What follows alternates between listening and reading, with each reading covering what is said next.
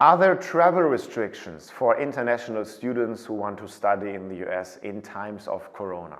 In this video, I want to take a little bit of fear away, fear and uncertainty that I know many of you guys watching might have because of political and economic uncertainty in this time of the pandemic. It's my promise that by the time you watch this video, not in December 2021 as I'm recording it, but maybe next year or the year after, what I say here will still hold true. So, there have never been any restrictions for international students to go to the United States, and there will likely never be restrictions. Why am I so certain? As I'm recording this, we all have about 2 years of Corona pandemic experiences under our belts, and Epro 360, as the agency sponsoring this channel, flew international students to the US in August 2020, when the pandemic just started. In January 2021, for the spring semester, we flew people over from all around the world. We did the same for August 2021, and we will do the same in a few weeks for the starting semester in January 2022. Looking into the summer 2022, it's going to be the same. Why are we so certain that problems will never arise? Because we are in touch with universities in the US, and those universities need you guys. They need international students. So one of the dynamics is for the international student experience in the US to continue. So there's a motivation from the states to not block you guys out other than tourists. But it's also the ethical pressure in a way for universities to know that they are not just hotels and you could just go there a year later if your vacation is canceled, but people are planning their careers, their lives.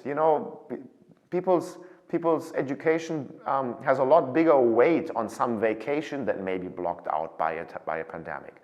And the US, and especially the universities, know of this responsibility and they act. They have acted accordingly and will continue to do so.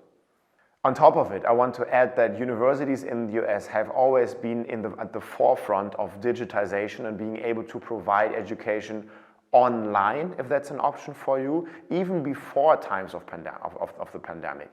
As an example, I was an international student in the US from 2010 to 14, and even in 2011, I took an online class as I was most of the time studying in the US, physically as an international student, but for one summer term I was in Germany, in my home country, and I took an online class.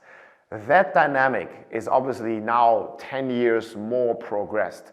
So mind you, that even if you are an international student in the US watching this now, and you feel like, I know I could go to the US, but I feel unsure. I want to make sure that I don't risk my health and fly to the US.